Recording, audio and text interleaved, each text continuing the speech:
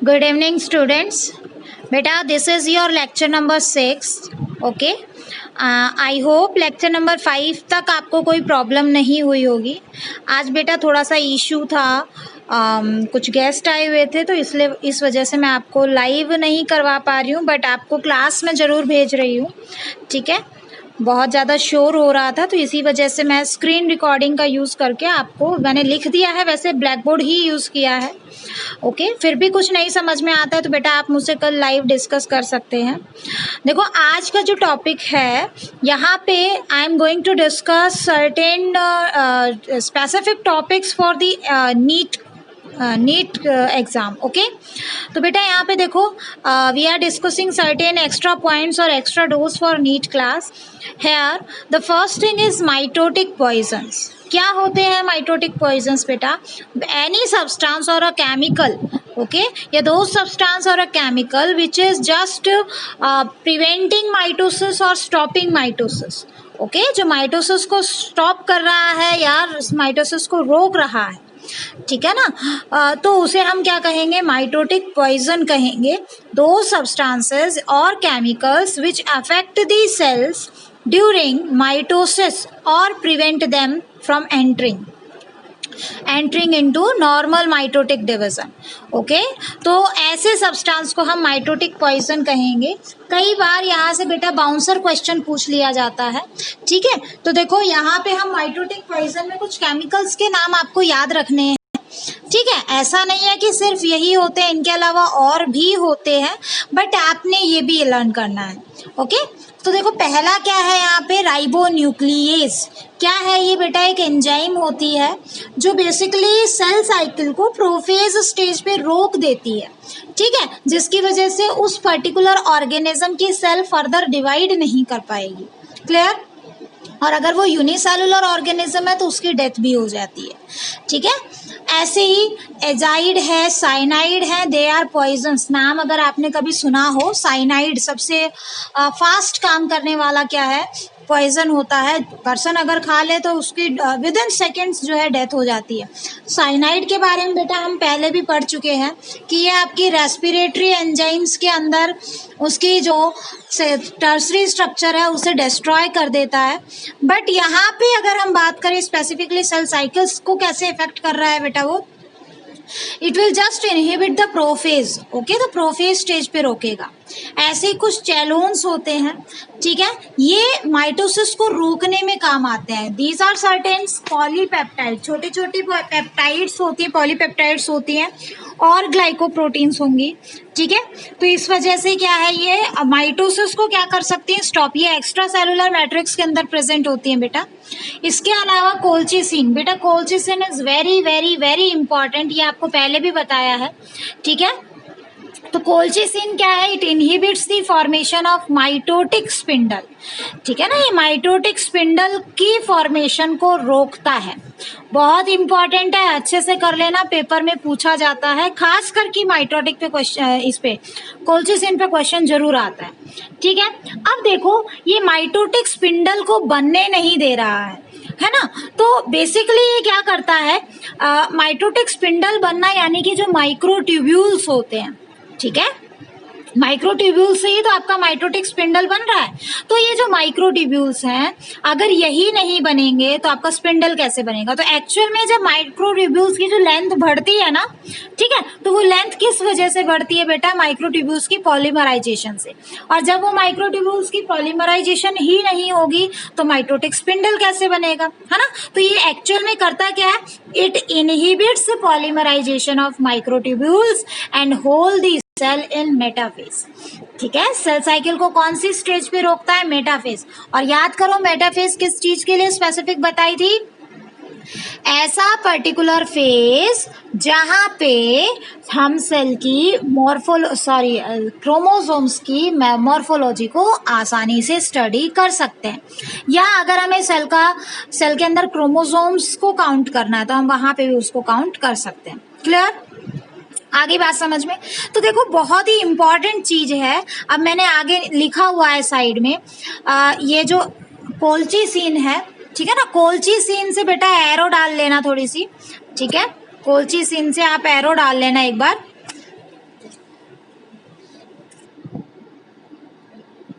कैसे डालोगे, यहाँ से ऐसे करके आप एरो डाल देना, ठीक है। तो कोल्चिसिन में क्या होगा बेटा, the chromosomes and DNA undergoes replication. Chromosomes और डीएनए रेप्लिकेट करेगा, यानी कि आपका नंबर देखो, डीएनए रेप्लिकेशन होना यानी कि डीएनए की कंसंट्रेशन डबल हो जाना। प्लस क्या हो चुका है बेटा, मेटाफेज पे सारे के सारे क्रोमोसोम्स क्या हैं आपके, डबल हैं, है ना, कंसंट्रेशन डबल है, ठीक है। तो क्रोमोसोम्स का जो सेट था वो सेट क्या हो गया है, अब डबल हो गया है, ठीक है। मान लो आपके पास n नंबर ऑफ क्रोमोसोम अगर हैं किसी सेल में, तो अगर आपने उसके अंदर कोल्चिसिन डाल दिया तो मेटाफेज स्टेज में उसके अंदर नंबर ऑफ क्रोमोसोम तो सेम है, बट उसका जो कंसंट्रेशन है, ठीक है, वो डबल है। तो देखो यहाँ पे अब तो क्या है, यहाँ पे ये सारी चीजें आपकी एक ही सेल के अंदर रह जाएंगी, क्योंकि मेटाफेज के बाद एनाफेज आता है और एनाफेज में डिवीजन हो जाता है और अल्टीमेटली साइटोकाइनेसिस, टेलोफेज और साइटोकाइनेसिस हो जाती है और 2 सेल बनते हैं। लेकिन अगर आपने सेल को मेटाफेज पे रोक दिया, यानी कि आपके पास नंबर ऑफ क्रोमोसोम और आपका जो है कंटेंट ऑफ डीएनए वो क्या है बेटा, अब आपके पास ज्यादा है, ठीक है। तो आपका क्या है, the nucleus does not divide, nucleus divide नहीं करेगा और इससे कौन सी कंडीशन आ जाएगी बेटा, पॉलीप्लॉइडी। हमने डिस्कस किया था ना लाइव क्लास के अंदर कि पॉलीप्लॉइडी क्या होती है, whenever more than 2 set of chromosomes are present within the same cell। देखो 2 तक तो नॉर्मल है, n और 2n, n आपका हैप्लॉइड और 2n आपका डिप्लॉइड, ठीक है। तो n तो आपके होते हैं गेमीट्स और डिप्लॉइड में आपकी पूरी की पूरी बॉडी की सेल। तो अगर इससे ज्यादा नंबर ऑफ सेट्स हैं क्रोमोसोम्स के, ठीक है, जैसे ट्रिप्लॉइड, टेट्राप्लॉइड, पेंटाप्लॉइड, हेक्साप्लॉइड, तो वो कंडीशन क्या होती है, पॉलीप्लॉइडी कंडीशन। अब प्लांट्स के रेस्पेक्ट में तो ये हमारे लिए यूजफुल है, हम इसका यूज भी करते हैं, जैसे कि आप जो वीट खाते हैं ट्रिटिकम एस्टिवम, ठीक है, एग्जैक्ट नेम क्या है, ट्रिटिकम एस्टिवम, जो वीट आप खाते हो दैट इज हेक्साप्लॉइड, ठीक है, उसके अंदर 6 सेट ऑफ क्रोमोसोम है। तो आगे जब हम जेनेटिक्स पढ़ेंगे 12th क्लास में, तो वहां पे पॉलीप्लॉइडी का बहुत ही डिटेल से कॉन्सेप्ट है, बट आपने याद रखना है कि पॉलीप्लॉइडी कैसे आर्टिफिशियली क्रिएट की जाती है। देखो नेचुरल हो सकती है, नेचुरल अगर है तो वो अपने आप हो रही है और उस केस में भी वो पॉलीप्लॉइडी है, बट वो नेचुरल है, ठीक है। लेकिन अगर साइंटिस्ट को कुछ बनाना है, पॉलीप्लॉइडी करवानी है अपने आप आर्टिफिशियली, तो उस केस में बेटा वो कोल्चिसिन नाम के केमिकल का यूज करते हैं। तो कोल्चिसिन आप कई जगह यूज कर सकते हो आर्टिफिशियल पॉलीप्लॉइडी करवाने के लिए, ठीक है। अगर आपको क्रोमोसोम्स की मॉर्फोलॉजी को स्टडी करना है तो आप यूज कर सकते हो इसको, ठीक है। तो colchicine is very important chemical that has been used for various purpose. आगे बात समझ में, ठीक है, आई थिंक आपको समझ में आ गया होगा ये वाला पोर्शन, ठीक है बेटा। नाउ बेटा सी I am going to explain you certain your formulas to count or to calculate different numericals, okay? बेटा सबसे पहले देखो हमारे पास एक कॉन्सेप्ट है, पहला ये फॉर्मूले हैं बेटा, फॉर्मूले, ठीक है। ध्यान रखना फॉर्मूले में बेटा फिलहाल के लिए मैं आपको सिर्फ माइटोसिस के बारे में बता रही हूँ, मियोसिस का जो फॉर्मूला है उसे हम बाद में कवर करेंगे, ठीक है। तो फर्स्ट वन क्या है बेटा, पहला फॉर्मूला देखो आप, number of mitotic divisions, mitotic divisions, okay, for the formation of n number of cells, ठीक है। n नंबर ऑफ सेल्स के लिए आपको माइटोटिक डिवीजन्स काउंट करने हैं, मतलब कि आपके नंबर ऑफ सेल क्या है n, ठीक है, और आपके जो माइटोटिक डिवीजन्स हैं वो आपको नंबर ऑफ माइटोटिक डिवीजन आपको कैलकुलेट करने हैं। तो आपका फॉर्मूला क्या होगा बेटा, n-1, ठीक है, आपका फॉर्मूला क्या होगा, n-1, 1। जैसे फॉर एग्जाम्पल अगर हम देखें, आपसे कोई कहे कि आपको 100 सेल्स चाहिए, ठीक है, फॉर गेटिंग 100 सेल्स, ठीक है ना, आपको 100 सेल्स चाहिए, तो आपसे पूछ लिया कि how many mitotic divisions, how many mitotic divisions occurs, ठीक है, ये आपसे पूछ लिया। तो यहाँ पे बेटा आपका n क्या हो गया, नंबर ऑफ सेल्स, n क्या हो गया आपका नंबर ऑफ सेल्स, और सेल्स कितने दिए हैं आपको 100 दिए हैं, ठीक है। तो number of mitotic divisions, number of mitotic divisions is equal to n minus 1, this will be 100 minus 1 and this will be 99 divisions, ठीक है। अब देखो इसी क्वेश्चन को हम अलग तरीके से, पहले मैं इसको समझा देती हूँ ऐसा क्यों होता है। हम एक छोटा सा, यहाँ तो देखो बेटा 100 सेल दे दिए, ठीक है, मान लो आपके पास है 8 सेल है, ठीक है, तो माइटोटिक डिवीजन कितना आ गया 7, है ना। अगर हम फॉर्मूला लगाएं तो माइटोटिक डिवीजन आ गया आपका 7। अब ये 7 कैसे आया बेटा, देखो ये आपका एक सेल, ठीक है, एक सेल से आपके बने 2 सेल, ठीक है, 2 सेल, और 2 सेल से फिर आपके बने 4 सेल, 1 2 और ये बन गए आपके 4 सेल, ओके। अब हर सेल से आपके फिर से 2 सेल बने, 1 2, इधर फिर आपके 2 बने, ठीक है, इधर फिर 2 बने, ठीक है, और इधर भी 2 बने। अब देखो बेटा आपने क्या देखना है, क्वेश्चन को ध्यान से समझना, आपसे जनरेशन नहीं पूछी गई है, ठीक है। जनरेशन का कॉन्सेप्ट हम बाद में करेंगे, क्या होता है जनरेशन का कॉन्सेप्ट वो अभी जस्ट इसके बाद समझाऊंगी मैं, लेकिन फिलहाल के लिए देखो कितने माइटोटिक डिविजन्स, ठीक है। ये आपका मान लो पहला माइटोटिक डिवीजन, ये फर्स्ट हो गया, ये सेकेंड, ठीक है। देखो जनरेशन अगर मैं काउंट कर रही हूँ, सी जनरेशन, ये हो गई फर्स्ट जनरेशन, सॉरी ये तो हो गया आपका पेरेंट सेल, ये क्या है आपका पेरेंट सेल, ठीक है। अब डॉटर सेल्स इससे आ रहे हैं, तो ये हो गए आपकी first generation, this is your first generation, ठीक है, ये हो गई आपकी फर्स्ट जनरेशन, ठीक है।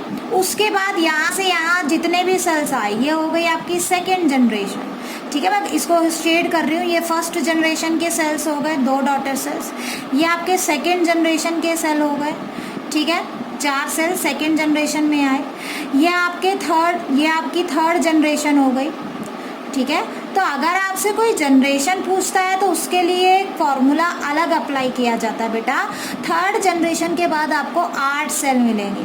लेकिन अगर आपसे माइटोटिक डिवीज़न पूछ ले तो देखो माइटोसिस में हर एक सेल में 2 डिवीज़न होते हैं। तो एक पेरेंट सेल से जब डॉटर सेल बने तो 2 डिवीज़न, एक मतलब कि ये पहला डिवीज़न, सॉरी ये फर्स्ट डिवीज़न हुआ, एक डिवीज़न से 2 सेल, ठीक है। उसके बाद 2 डिवीज़न से ये फर्स्ट डिवीज़न हो गया आपका, यहाँ से यहाँ तक इसको ऐसे समझो, 1 से 2 सेल आए, ये फर्स्ट डिवीज़न, ठीक है, ये first division, this one is first division. आ रही है बात समझ में, ये आपका फर्स्ट डिवीज़न हो गया बेटा, ठीक है। अब यहाँ से ये आपका सेकेंड डिवीज़न हुआ जिससे आपके 2 नए सेल और आएंगे, ठीक है। ये थर्ड डिवीज़न हुआ जिससे आपके 2 सेल यहाँ पे आएंगे। अब इसमें आपका फोर्थ डिवीज़न यहाँ पे हुआ जिससे आपके 2 सेल और आएंगे। इस वाले में अभी आपका नेक्स्ट फिफ्थ डिवीज़न हुआ जिससे 2 सेल आ रहे हैं, ठीक है। यहाँ पे आपका सिक्स्थ डिवीज़न हुआ जिससे 2 सेल आ रहे हैं, और यहाँ पे आपका 7th डिवीज़न हुआ जिससे आपके 2 सेल आ रहे हैं। मेरे कहने का मतलब क्या है बेटा, हर डिवीज़न से 2 सेल आ रहे हैं। तो फर्स्ट डिवीज़न, आप जो ये डार्क लाइन की आप ये काउंट करो, पहला डिवीज़न हुआ 2 सेल, क्लियर, ठीक है। उसके बाद सेकेंड और थर्ड डिवीज़न एक साथ होंगे, ठीक है। तो ये एक डिवीज़न और ये इनको अलग अलग डिवीज़न में काउंट करोगे, ठीक है ना। तो 2 डिवीज़न ये हो गए, टोटल 3 डिवीज़न। उसके बाद थर्ड जनरेशन में देखो हर सेल एक डिवीज़न शो कर रहा है, पहले एक सेल था, एक सेल से 2 सेल बने, अब 2 से 4 सेल बने, लेकिन 4 सेल में कैसे बने हैं, 2 अलग अलग डिवीजन से बने हैं। ये एक डिवीजन है, ये दूसरा डिवीजन है। सिमिलरली अब आपके 4 सेल से 8 सेल बने हैं, लेकिन 8 सेल एक ही डिवीजन से थोड़ी बने हैं। 8 सेल बनने के लिए हर सेल में एक एक डिवीजन हुआ है। तो this one is different division, this one is different, this one is different and this one is different. तो टोटल जब हम काउंट कर रहे हैं 1 2 3 4 5 6 7, तो 8 सेल के लिए 7 डिवीजन। हमेशा जितने नंबर ऑफ सेल आपसे पूछे हैं उतना ही क्या हो जाएगा आपका, क्या होंगे, -1 करके आप नंबर ऑफ डिविजन्स दोगे, और वो भी माइटोटिक डिवीजन। हो सकता है माइटोटिक डिवीजन की बजाय वो इक्वेशनल डिवीजन आपसे पूछ ले, हो सकता है वो डायरेक्ट कहे कि रूट टिप सेल के अंदर जो डिवीजन हो रहे हैं, ठीक है, जो रूट टिप के अंदर जो है डिवीजन हो रहे हैं, तो हो सकता है वो आपसे ऐसे भी पूछ ले। समझ में आया बेटा? ठीक है, तो पहला फॉर्मूला आपने जो याद करना है दैट इज दिस वन। ये वाला फॉर्मूला आपको याद करना है, मैं लिखे लिखाए दे दूंगी बेटा, लेकिन ये फॉर्मूला आपको याद करना है। ठीक है, आप पूरे को क्लिक करना चाहते हो तो पूरे को क्लिक कर सकते हो, अदरवाइज आप ऐसे कर सकते हो। समझ में आ गया? ठीक है, अब नेक्स्ट कॉन्सेप्ट देखते हैं बेटा। नेक्स्ट तो ये आई थिंक आपको समझ में आ गया होगा, ठीक है ना। अब देखो बेटा, नेक्स्ट हम पढ़ते हैं आपके जनरेशन का क्वेश्चन। ठीक है, नेक्स्ट कॉन्सेप्ट हम करते हैं जनरेशन का कॉन्सेप्ट। देखो आपका फॉर्मूला क्या हो जाएगा, आपका फॉर्मूला होगा, सेकंड फॉर्मूला क्या, नंबर ऑफ जनरेशंस। ठीक है, n है आपकी ऑफ माइटोसिस फॉर प्रोड्यूसिंग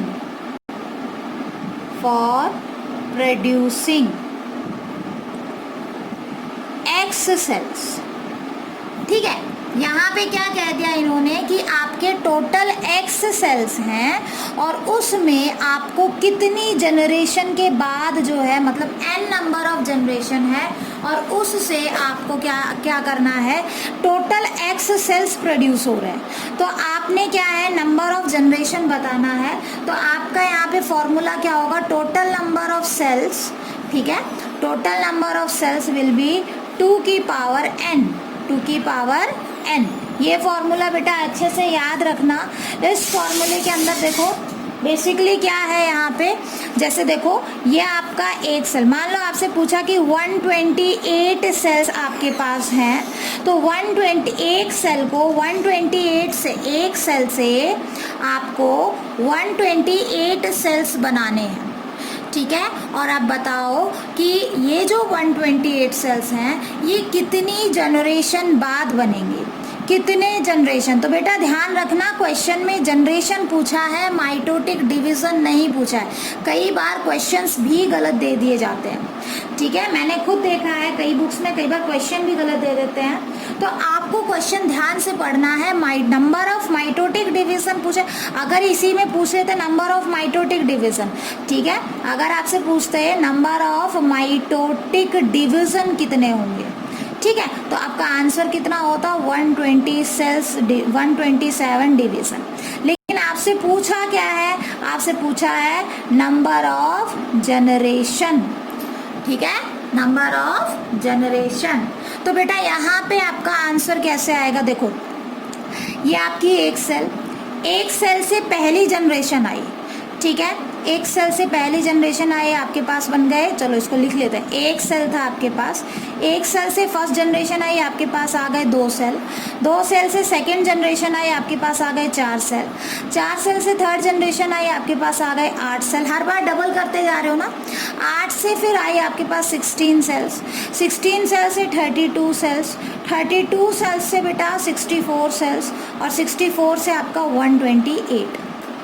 ठीक है, तो generation, this is first generation, this is second generation, this is third generation, fourth, fifth, sixth and seventh. ठीक है, 7th जनरेशन के बाद तो 7वीं जनरेशन जो होगी उसमें आपके कितने आ जाएंगे, 128 सेल्स।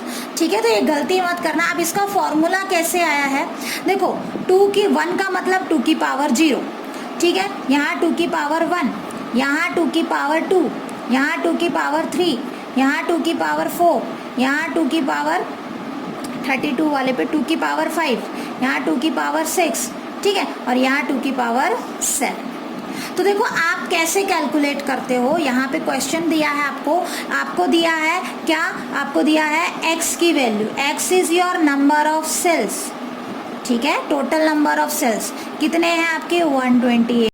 अब आपसे नंबर ऑफ जनरेशन देखो, 1 जनरेशन, पहली जनरेशन में पावर 1 आई, 2 जनरेशन के बाद पावर 2 आई, 3 जनरेशन के बाद पावर 3 आई, ठीक है। अब आपने नंबर ऑफ जनरेशन, ये आगे मतलब और प्रोसीड करता चला जाएगा, ठीक है। तो आपने क्या रखना है 128, ठीक है, किसके बराबर है 2 की पावर n के बराबर है, क्लियर।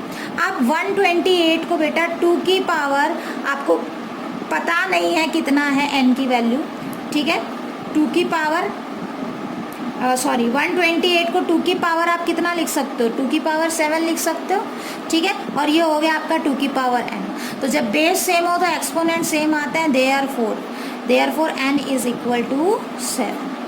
आई थिंक आपको समझ में आ गया होगा बेटा ये क्वेश्चन कैसे करना है। मान लो आपसे पूछ लेता कि 256 सेल्स हैं, ठीक है, 256 सेल है, यहाँ पे आपको नेक्स्ट क्वेश्चन नंबर 2 बता रही हूँ, 256 सेल है, ठीक है, यू हैव 256 सेल्स, बताओ इसमें कितनी जनरेशन बाद आएंगे, नंबर ऑफ जनरेशन बताओ। तो नंबर ऑफ जनरेशन को कैलकुलेट करने के लिए बेटा आपने 256 इज इक्वल टू 2 की पावर n।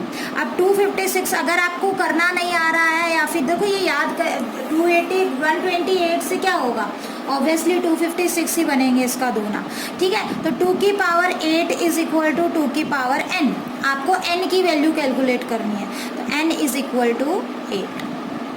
समझ में आया, ठीक है। 64 पूछ लेता तो आपकी कितनी जनरेशन आ जाती, 6, 32, ये तो सिंपल सा है, याद भी कर सकते हो आप, ठीक है, फास्ट आंसर करने के लिए यू कैन इजीली लर्न। लेकिन बड़ा नंबर अगर दे दे तो आप उसका क्या निकाल लो, स्क्वायर निकाल लो, स्क्वायर रूट निकाल लो, सॉरी, ठीक है, और 2 के फॉर्म में उसको कन्वर्ट कर लो। बड़ा कन्वर्ट नहीं हो रहा है तो उसको छोटा करते करते आप थोड़ा सा उसको क्या कर सकते हो, एनालाइज कर सकते हो, ठीक है। तो सेकेंड फॉर्मूला जो आपको लर्न करना है बेटा वो ये है, ठीक है, सेकेंड मैं लिख कर दे दूंगी, सेकेंड फॉर्मूला आपको ये याद करना है, क्लियर।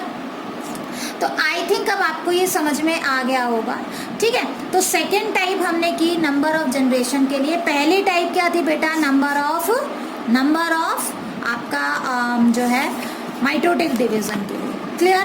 अब देखो बेटा कुछ क्वेश्चंस करते हैं, ठीक है, कुछ क्वेश्चंस करके दिखा रही हूँ। देखो, what will be the number of chromosomes and amount of DNA respectively in a diploid cell undergoing mitotic division at the end of the S phase of interphase, ठीक है। अब क्वेश्चन को देखो ध्यान से पढ़ो, क्वेश्चन क्या कह रहा है आपका, क्वेश्चन कह रहा है कि आपके पास नंबर ऑफ क्रोमोसोम्स, ठीक है, एंड अमाउंट ऑफ डीएनए दोनों, ठीक है, रेस्पेक्टिवली। पहले आगे नंबर ऑफ क्रोमोसोम बताने हैं, बाद में आपको क्या बताना है, अमाउंट ऑफ डीएनए बताना है, किसके अंदर, एक सेल के अंदर बताना है, eight the end of S phase के एंड पे, ठीक है। अब इसको समझने के लिए बेटा एक कॉन्सेप्ट देखो, हालांकि मैं ये समझा चुकी हूँ, ऑप्शंस आपके पास N and C, 2N and 2C, N and 2C, 2N and 2C। तो देखो सबसे पहले इसने क्या पूछा है आप वो मार्क करो। इसने पूछा है एक तो number of chromosomes and amount of DNA. तो पहले तो हमें पता होना चाहिए कि नंबर ऑफ क्रोमोसोम हम कैसे आइडेंटिफाई करते हैं, और दूसरा हमें पता होना चाहिए कि जो डीएनए का कंटेंट है, कंसंट्रेशन ऑफ डीएनए है, उसको हम कैसे एनालाइज करेंगे, ठीक है। अच्छा, दूसरा देखो उसने दिया हुआ है आपका सेल कैसा है, हैप्लॉइड है, डिप्लॉइड है, ट्रिप्लॉइड है, कैसा है। तो यहाँ सेल डिप्लॉइड दिया है। डिप्लॉइड का मतलब यहाँ पे आप 2 सेट ऑफ क्रोमोसोम इनिशियली लेकर चले हो, शुरुआत में लेकर चले हो, ठीक है। आगे बात समझ में, ठीक है ना। तो कंसंट्रेशन यहाँ पे पहले क्या है, 2C है, इनिशियली कंसंट्रेशन कितने के बराबर है, 2C के बराबर है, ठीक है। अब देखो, अब 2C का मतलब क्या है, पहले देखो बेटा, ये आपका एक डीएनए, ठीक है, ये आपका एक डीएनए, डबल स्ट्रैंडेड डीएनए, ठीक है। अब ये डीएनए क्या है बेटा, ये बहुत ज़्यादा कॉइल होके और क्या बना रहा है, आपका क्रोमेटिन फाइबर्स बना रहा है। और इस क्रोमेटिन फाइबर को जब आप अच्छे से देखते हो, एक्चुअल स्ट्रक्चर जब देखते हो, तो ये आपका क्या है, एक्चुअल में ये क्रोमोसोम जो आपका डीएनए है, वो डीएनए हाईली कॉइल्ड डीएनए कुछ इस तरीके से अरेंज होता है। ठीक है, कुछ इस तरीके से बहुत ही ज़्यादा कॉइल्ड डीएनए इस तरीके से अरेंज्ड है। ये एक डीएनए, ये क्या है, एक chromosome, this one is one chromosome, ये क्या है, एक क्रोमोसोम है। ठीक है। अब इस क्रोमोसोम में बेटा यहाँ पे क्या है आपका, ये क्या है, सेंट्रोमियर, सेंट्रोमियर। ठीक है। और इसी को बेटा हम वन क्रोमेटिड भी बोल सकते हैं, क्रोमेटिड, एक क्रोमोसोम है और एक ही क्रोमेटिड है यहाँ पे। ठीक है। अब देखो क्या होता है कि जब डीएनए क्या करता है, डुप्लीकेट करता है, अपना कंटेंट डबल करता है, कब करता है, एस फेज ऑफ इंटरफेस। उस केस में बेटा ये क्या कर लेता है, अपना जो डीएनए का कंटेंट है, इसको मैं अब ऐसे ना बना के ऐसे बना रही हूँ, जो भी डीएनए का कंटेंट था उसको इसने ऐसे डबल कर दिया। ठीक है। और वो सारी जगह किस पे जुड़ी हुई है, एक ही सेंट्रोमियर पे जुड़ी हुई है। ठीक है। सेंट्रोमियर क्या है, वो जगह जहाँ पे क्रोमोसोम की दोनों आर्म्स अटैच होती हैं। ठीक है, प्राइमरी कंस्ट्रिक्शन जिसको आप बोलते हो। तो देखो यहाँ पे आपका कितना, ये क्या है, ये आप यहाँ पे आपके 2 क्रोमेटिड्स दिख रहे हैं आपको, 2 क्रोमेटिड्स, लेकिन ये दोनों क्रोमेटिड्स कैसे हैं, सिस्टर क्रोमेटिड्स हैं। ठीक है, कैसे हैं, सिस्टर क्रोमेटिड्स। क्यों सिस्टर क्रोमेटिड्स हैं, because they have same centromere. ठीक है, ये क्या हो गया इसका, सेंट्रोमियर। क्लियर। ठीक है। तो देखो अगर आपको काउंट करना है कि कितने नंबर ऑफ क्रोमोसोम्स हैं, तो आप सिर्फ सेंट्रोमियर काउंट करोगे। ठीक है। अगर आपको देखना है नंबर ऑफ क्रोमोसोम्स, तो आपने क्या करना है, नंबर ऑफ क्रोमेटिड्स देख लो, सॉरी नंबर ऑफ सेंट्रोमियर देखो, सेंट्रोमियर। अब देखो यहाँ पे अगर ये सेंट्रोमियर स्प्लिट हो जाए, ठीक है, अगर सेंट्रोमियर स्प्लिट हो जाए यानी कि सेंट्रोमियर 2 हिस्सों में बट गया, तो ये 2 आर्म अलग अलग हो गई, 2 आर्म अलग हुई कि नहीं। अब यहाँ पे क्या हो गए, 2 क्रोमोसोम्स हो गए, 2 क्रोमोसोम्स हो गए। क्लियर। ठीक है, यहाँ 2 क्रोमोसोम्स हो गए। आ रही है बात समझ में बेटा, यहाँ पे देखो 2 क्रोमोसोम्स हो गए। ठीक है। तो 2 क्रोमोसोम कैसे दिखे, क्योंकि यहाँ पे 2 सेंट्रोमियर है, 2 सेंट्रोमियर है और 2 क्रोमेटिड हैं। लेकिन अब ये क्रोमेटिड कैसी है ये आपको नहीं पता, ये सिस्टर क्रोमेटिड भी हो सकती है और नॉन सिस्टर, लेकिन एक ही सेंट्रोमियर से जब तक जुड़ी थी तब तक उसको आपने क्या नाम दिया था, सिस्टर क्रोमेटिड्स। क्लियर। तो देखो अगर आपको क्या काउंट करना है, आपको नंबर ऑफ क्रोमोसोम्स काउंट करने हैं, तो आप नंबर ऑफ सेंट्रोमियर काउंट करो। यहाँ 1 और 2 सेंट्रोमियर से बने 2 क्रोमोसोम। ठीक है। लेकिन अगर आपको यहाँ पे कंसंट्रेशन ऑफ डीएनए चेक करना है, तो यहाँ देखो बेटा, यहाँ पे आपकी कंसंट्रेशन C थी।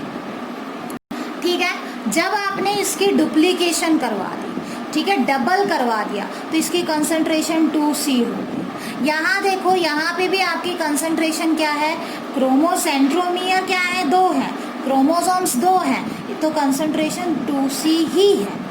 आगे बात समझ में। तो देखो फर्क किस में है बेटा, जब डीएनए रेप्लिकेट करता है, इस केस को देखो, जब डीएनए रेप्लिकेट करता है उस टाइम पे कंसंट्रेशन डबल होती है, लेकिन डीएनए का जो क्रोमोसोम्स है उसका नंबर सेम रहेगा।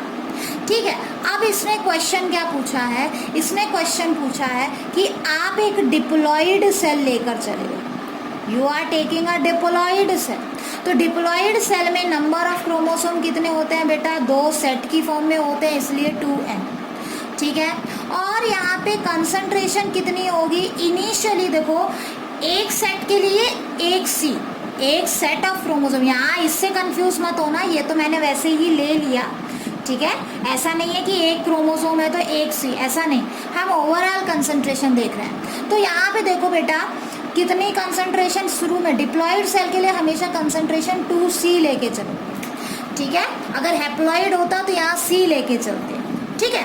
अब देखो ये आपकी पेरेंट सेल है, ठीक है ना, ये आपकी पेरेंट सेल है जिसमें नंबर ऑफ क्रोमोसोम आपके 2n है और कंसंट्रेशन ऑफ डीएनए कितना है 2C है। अब जैसे ही ये किस में एंटर करेगा, एस फेज में जाएगा। एस फेज में क्या होगा, हर क्रोमोसोम, जैसे मान लो यहाँ पे मैं 2 क्रोमोसोम्स लेकर चल रही थी, यहाँ पे मैं 2 क्रोमोसोम लेके चल रही थी, ठीक है। तो यहाँ कंसंट्रेशन कितनी थी बेटा, कंसंट्रेशन तो हम 2C ही लेंगे, ठीक है। आपके क्रोमोसोम्स कितने हैं, क्रोमोसोम्स कितने हैं बेटा 2, ठीक है। और कंसंट्रेशन ऑफ डीएनए हम मान लेते हैं थोड़ी देर के लिए 2C है, ठीक है। एस फेज में जाने के बाद ये क्या करेंगे, डुप्लीकेट होंगे, ठीक है। ये अपनी जो आर्म है उस आर्म में कंसंट्रेशन डबल कर लेंगे, ठीक है। तो आपके क्रोमोसोम का नंबर चेक करो, क्रोमोसोम का नंबर चेक करने के लिए क्रोमेटिड तो स्प्लिट नहीं हुआ है ना अभी, है ना, तो क्रोमेटिड स्प्लिट नहीं हुआ है तब तक नंबर ऑफ क्रोमोसोम सेम रहेंगे। कितने रहेंगे बेटा, 2 ही रहेंगे, 2 ही तो क्रोमोसोम है। लेकिन डीएनए चेक करो बेटा, कंसंट्रेशन कितनी हो गई है अब, ये आपकी 1C, ये 2C, ये 3 और ये 4, तो टोटल कंसंट्रेशन 4 क्रोमेटिड्स बनेंगे अगर ये स्प्लिट होता है तो जितने क्रोमेटिड्स बनने की संभावना हो, जितने क्रोमेटिड्स बन सकते हैं वो आप कंसंट्रेशन ऑफ डीएनए से बताओगे and that will be your 4C, ठीक है। तो आफ्टर एस फेज, ठीक है, आफ्टर यहाँ अगर ये तो मैंने 2 का एग्जाम्पल लिया था, अगर यहाँ 4 क्रोमोसोम लेके चलते तो यहाँ पे क्रोमोसोम 4 ही रहते, क्रोमोसोम का नंबर सेम रहेगा लेकिन कंसंट्रेशन ऑफ डीएनए डबल हो जाएगी, ठीक है। तो यहाँ पे आपका अगर आप 2n नंबर ऑफ क्रोमोसोम लेके चले हो, ठीक है, तो एस फेज के बाद 2n नंबर ऑफ आपके क्रोमोसोम्स रहेंगे और कंसंट्रेशन आपकी, अगर 2C लेके चलते हैं, अगर डिप्लॉयड, देखो ये ध्यान रखना, डिप्लॉयड है तो ये अच्छा, अगर ट्रिप्लॉयड होता तो क्या लेते हैं हम, 3C ले लेते, टेट्राप्लॉयड होता तो 4C ले लेते, है ना।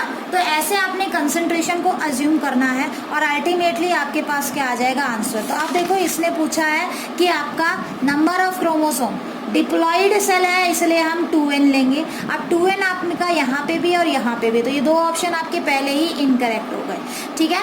अब जो 2n है यहाँ पे, इस 2n के अंदर देखो बेटा आपका ये तो सही है। अब आप यहाँ से चेक करो कंसंट्रेशन, देखो डीएनए का अमाउंट कैसे कैलकुलेट करोगे, आप डिप्लॉयड सेल लेके चले हो तो ऑब्वियसली आपका पेरेंट सेल में 2C है, ठीक है। तो ऑब्वियसली जब आप एस फेज में पहुंचेगी सेल साइकिल, जब एस फेज में पहुंचेगी तो उसके बाद eight the end of S phase क्या हो जाएगा, कंसंट्रेशन डबल यानी कि 4C। तो this will be your correct answer, समझ में आया, this will be your correct answer, clear. अब देखो next question, how many mitotic division, बेटा ये क्वेश्चन गलत है, ठीक है, माइटोटिक डिवीजन नहीं आएगा यहाँ पे हाउ मैनी जनरेशंस आएगा, जनरेशंस देखो, ठीक है, माइटोटिक डिवीजन गलत है।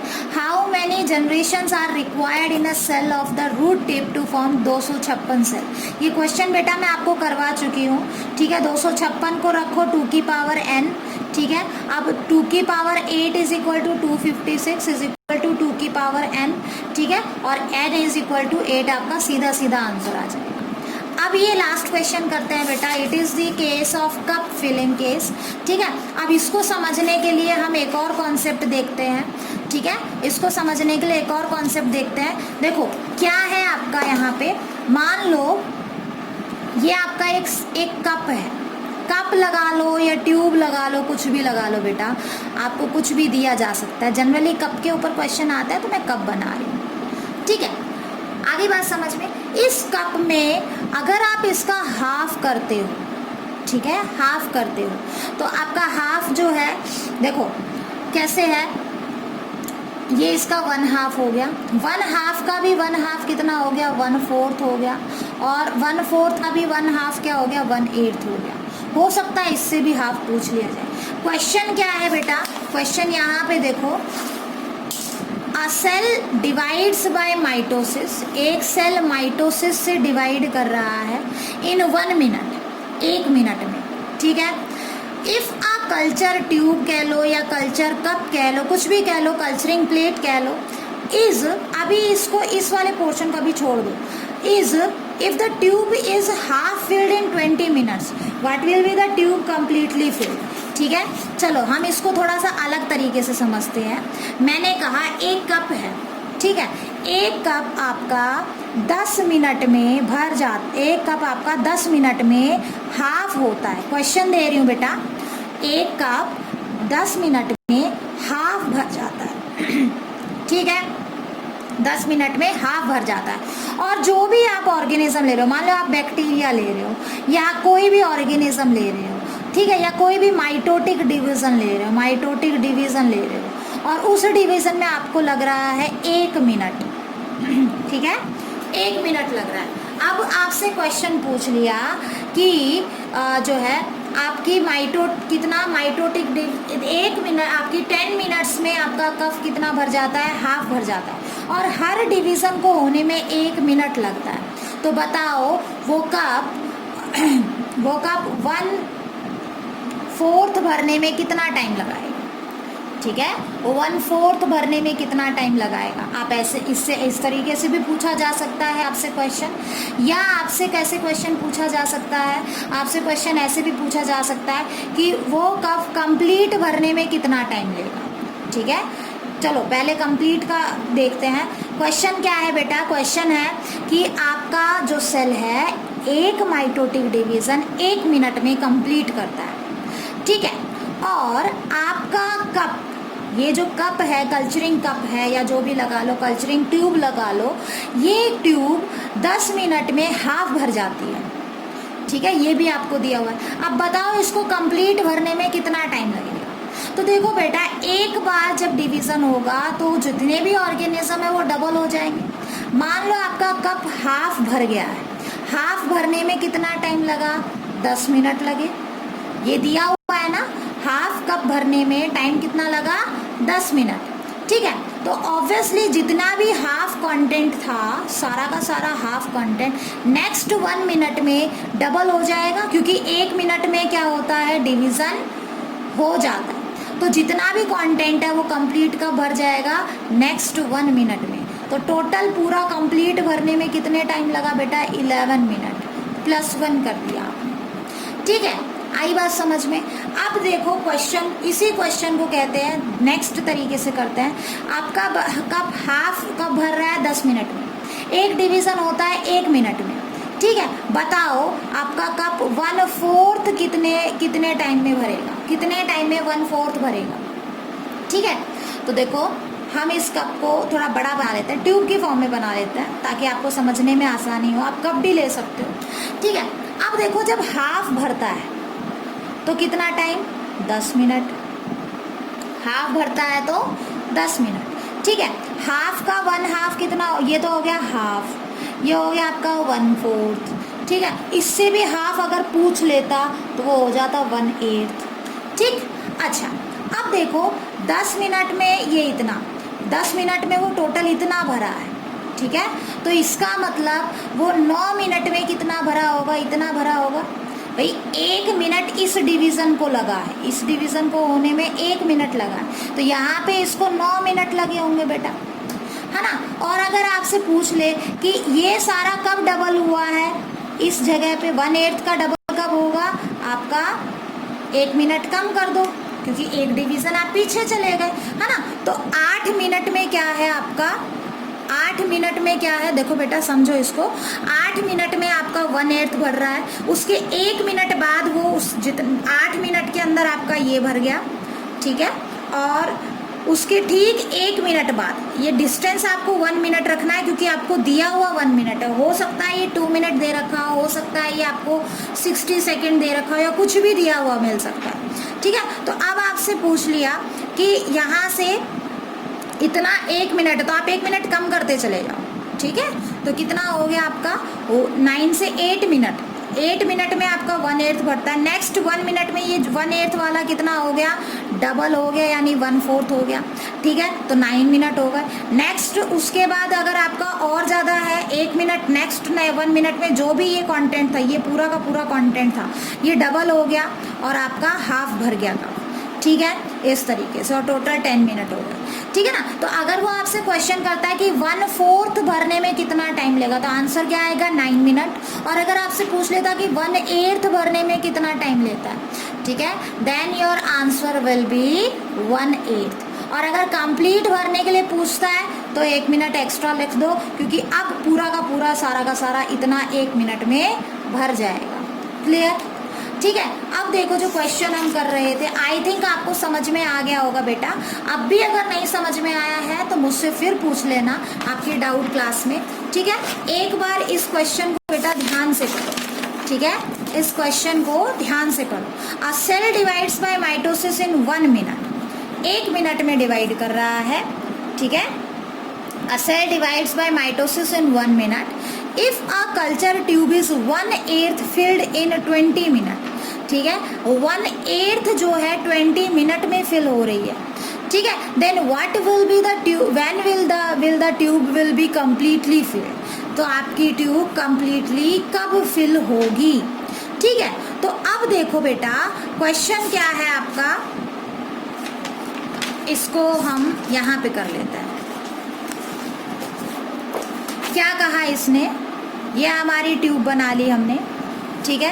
आप ऐसे बना के कर सकते हो, ये आपने ट्यूब बना ली। इसने कहा कि 1/8 फिल करने में इसको लगते हैं 20 मिनट, 1/8 भरने में इसको लगते हैं 20 मिनट, ठीक है। ये 1/8 ये 20 मिनट में भरिए। अच्छा, एक डिवीज़न एक बार जब चीज डिवाइड करती है, यानी कि एक जनरेशन जब आती है, एक से दो मतलब एक से जब 2 डॉटर सेल बनते हैं, उसमें टाइम कितना लग रहा है बेटा 1 मिनट, 1 मिनट में चीज़ें डबल हो जाती हैं, तो आपका 20 मिनट्स में इतना, ठीक है।